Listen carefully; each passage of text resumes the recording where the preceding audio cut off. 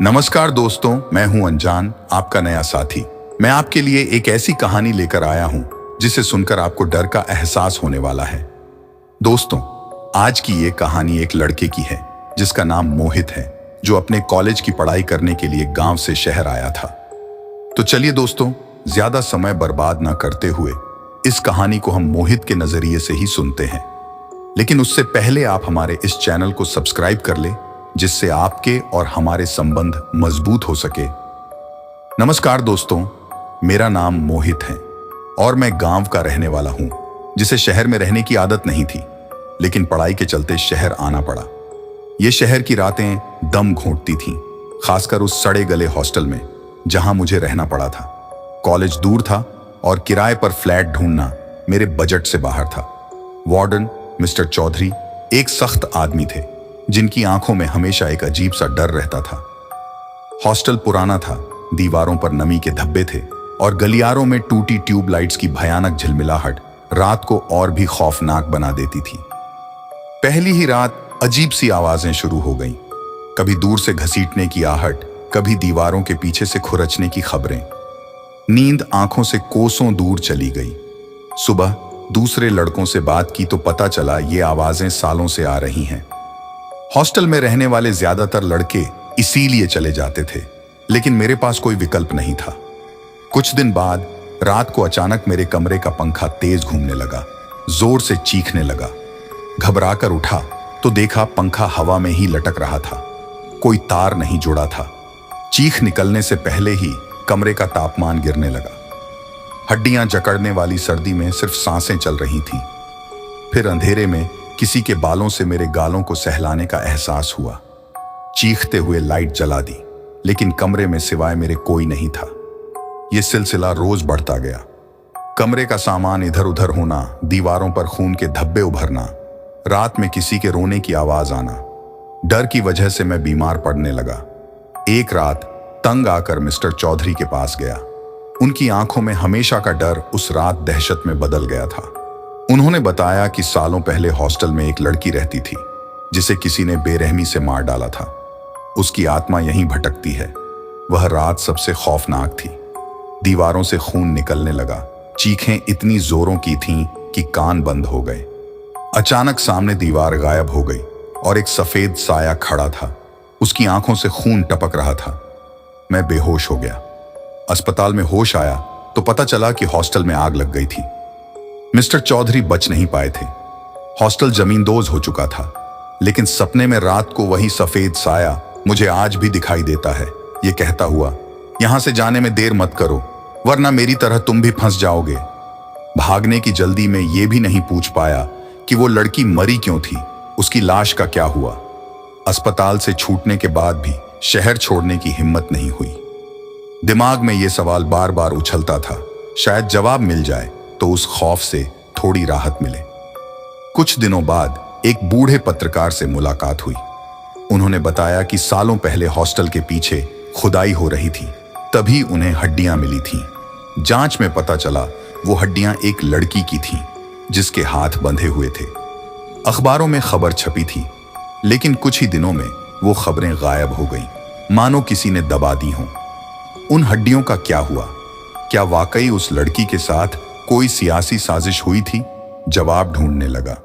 पुराने अखबारों की तलाशी ली, रिटायर्ड पुलिस वालों से बातें की, मगर हर तरफ दीवार, मानो कोई ताकत जानबूझकर सच छिपा रही हो। फिर एक दिन एक रिटायर्ड सब इंस्पेक्टर से मुलाकात हुई। उनकी आंखों में एक अजीब चमक थी। बताया कि उस हॉस्टल के पीछे का इलाका एक बड़े नेता का था। उसी खुदाई में नेता के काले कारनामे सामने आने वाले थे, इसलिए सब दबा दिया गया। उस लड़की को भी रास्ते से हटा दिया गया। लेकिन एक सच तो अब भी जिंदा था, वो सफेद साया। रात को अक्सर सुना जाता है हॉस्टल वाली जगह से चीखें आती हैं। शायद वो लड़की अब भी इंसाफ मांग रही है।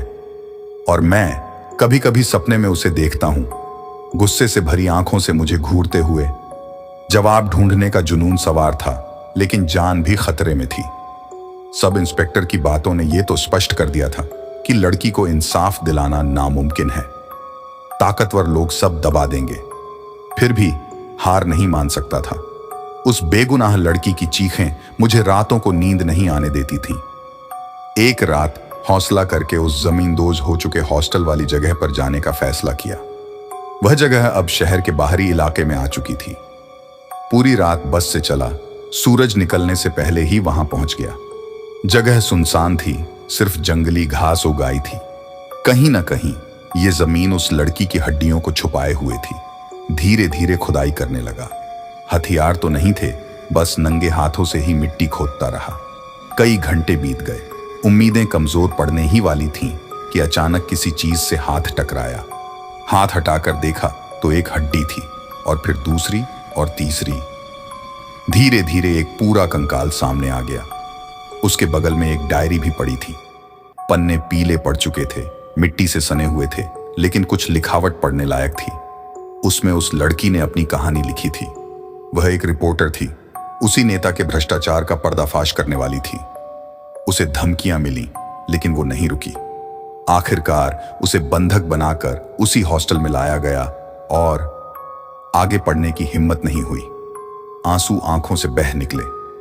उसने अपनी जान की बाजी लगाकर सच उजागर करना चाहा, लेकिन ताकतवरों ने उसे कुचल दिया। डायरी को संभालकर वहां से भाग निकला। अब सबूत था। उस रिपोर्टर के लिखे को एक ईमानदार पत्रकार को दिखाया। उन्होंने ऑनलाइन न्यूज पोर्टल पर छाप दिया। हंगामा मच गया। लोग सड़कों पर उतर आए। सरकार को जांच के लिए मजबूर होना पड़ा। नतीजा, वो बड़ा नेता जेल गया, लेकिन जीत अधूरी थी। उस लड़की को वापस तो नहीं ला सकता था।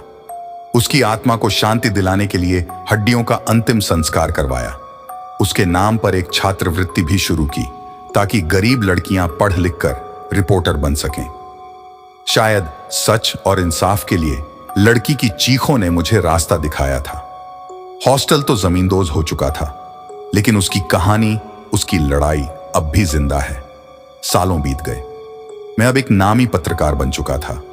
उस लड़की की कहानी उजागर करने के बाद कई बड़े खुलासे किए, भ्रष्टाचार के खिलाफ आवाज उठाई, लेकिन कभी कभी रातों को सपने में उसे देखता था। सफेद साया नहीं, बल्कि एक हंसती हुई लड़की, जिसकी आंखों में अब गुस्सा नहीं बल्कि शांति थी। वो मेरा शुक्रिया अदा करती और दूर चली जाती। फिर एक रात सपना कुछ अलग था। वो लड़की सामने खड़ी थी, लेकिन उसके पीछे वो जर्जर हॉस्टल दिखाई दे रहा था। उसकी दीवारें धीरे धीरे ठीक हो रही थीं। टूटी खिड़कियों में रोशनी जल रही थी। ये क्या है? मैंने पूछा। वह मुस्कुराई और बोली, ये मेरा सपना है। एक ऐसा हॉस्टल जहां गरीब छात्राएं बिना डरे रह सकें, पढ़ाई कर सकें, अपने सपनों को पूरा कर सकें। मैं चौंका। क्या यह वाकई हो सकता था?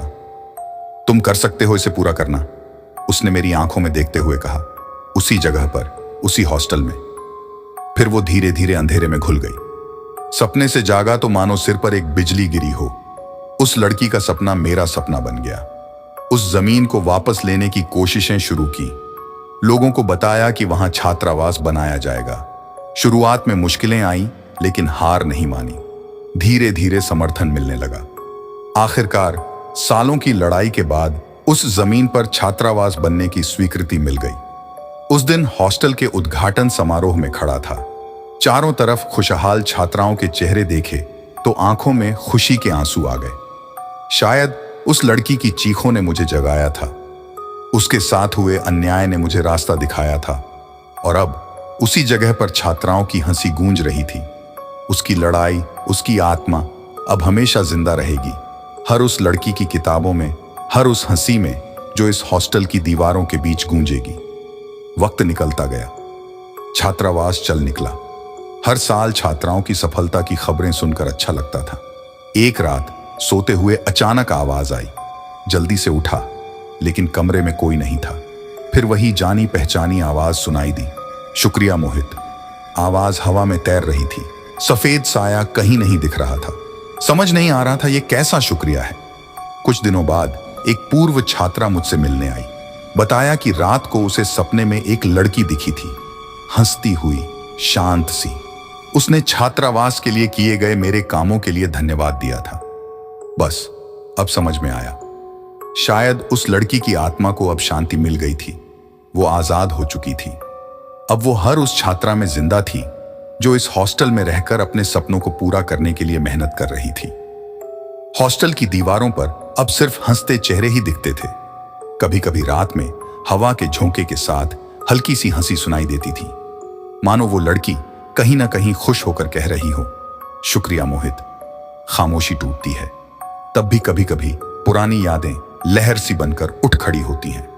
एक बार ऐसा ही हुआ।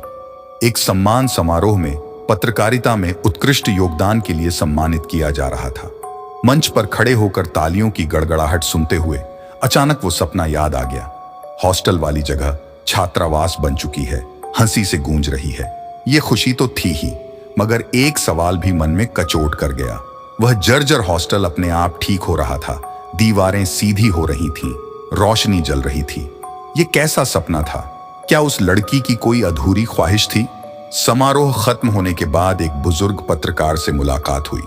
उन्होंने बताया कि सालों पहले उस इलाके में खुदाई के दौरान एक पुरानी हवेली के अवशेष मिले थे।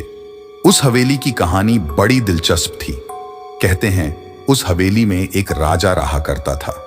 उसकी एक बेटी थी जो पढ़ने लिखने में बहुत तेज थी। राजा अपनी बेटी को तालीम दिलाना चाहता था, मगर उस जमाने में लड़कियों को पढ़ाना समाज में वर्जित था। राजकुमारी ने चोरी छिपे तालीम हासिल की।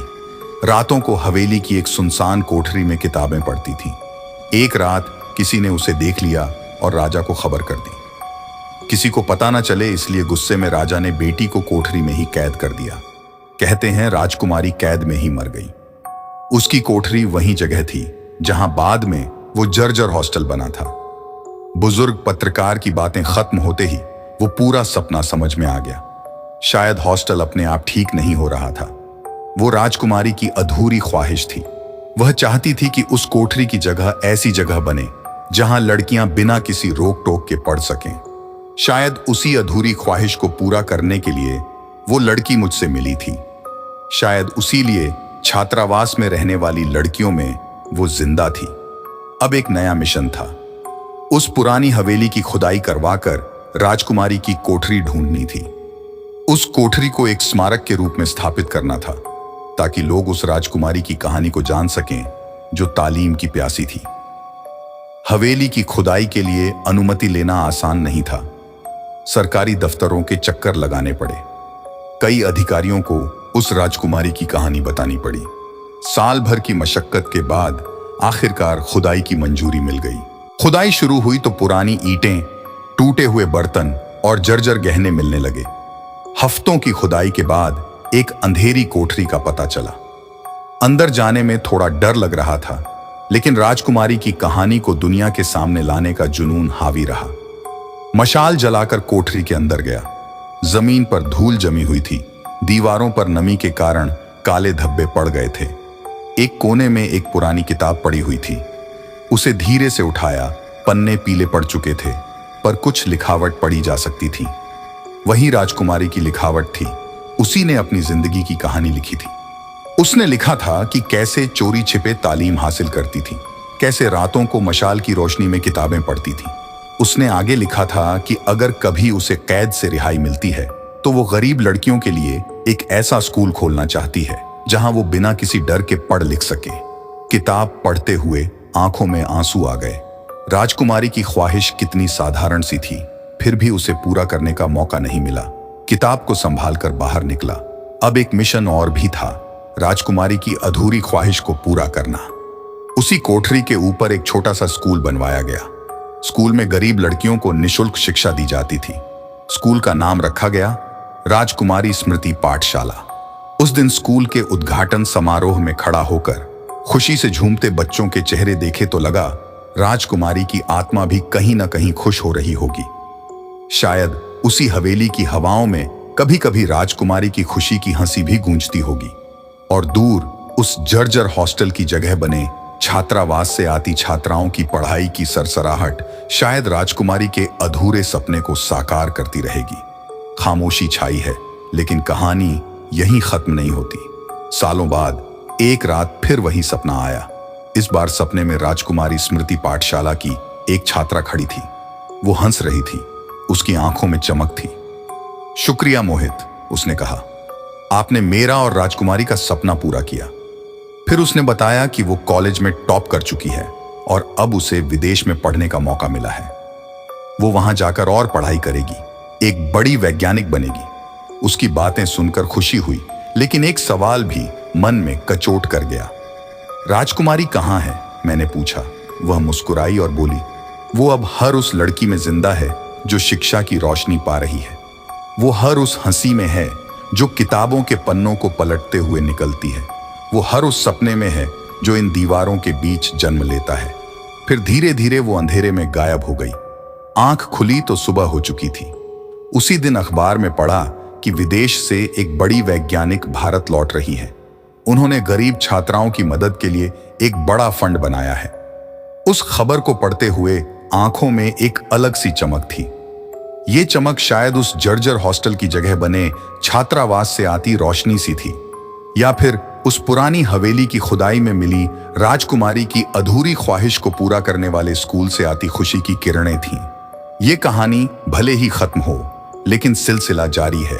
शिक्षा की ज्योति जलाने का ये सफर, ये लड़कियों के सपनों को उड़ान देने का ये अभियान शायद पीढ़ियों तक चलता रहेगा। वक्त बीतता गया। अब मैं काफी उम्र दराज हो चुका था।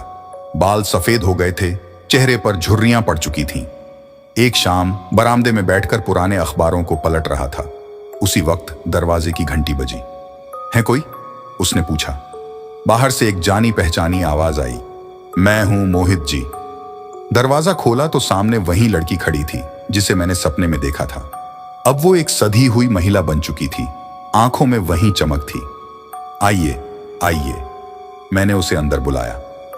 कुछ देर बातचीत करने के बाद महिला ने बताया कि वो विदेश से लौट आई है। उसने गरीब छात्राओं की शिक्षा के लिए फंड तो बनाया ही था, साथ ही राजकुमारी स्मृति पाठशाला के पास ही एक बड़े हॉस्पिटल का निर्माण करवा रही थी। ये सब क्यों कर रही हैं? मैंने पूछा। महिला मुस्कुराई और बोली, शिक्षा के साथ साथ स्वस्थ रहना भी जरूरी है। स्वस्थ तन में ही स्वस्थ मन का वास होता है, और स्वस्थ मन ही तो सपने देख सकता है, उन्हें पूरा करने की हिम्मत जुटा सकता है। उसकी बातों को सुनकर मेरी आंखें भर आईं। ये सिलसिला एक पीढ़ी से दूसरी पीढ़ी तक चल रहा था। जिस जमीन पर कभी आवाजें दबी थीं, चीखें सुनाई देती थीं, वहां अब शिक्षा की ज्योति जल रही थी। स्वास्थ्य का ख्याल रखा जा रहा था। शाम ढल रही थी। आकाश में तारे जगमगाने लगे थे। मैं महिला के साथ बरामदे में खड़ा था। हवा में हल्की सी खुशबू आ रही थी, मानो आसपास में कहीं फूल खिले हों। आप जानते हैं मोहित जी, महिला ने धीमे से कहा, कभी कभी रात को मुझे लगता है कि दूर से हंसने की आवाज आती है। एक लड़की की हंसी और एक राजकुमारी की हंसी भी। मैं चुपचाप खड़ा रहा और मैं भी वही हंसी सुन रहा था। हवा के झोंकों में, पेड़ों की सरसराहट में, छात्राओं की किलकारी में वो आवाजें गूंज रही थीं।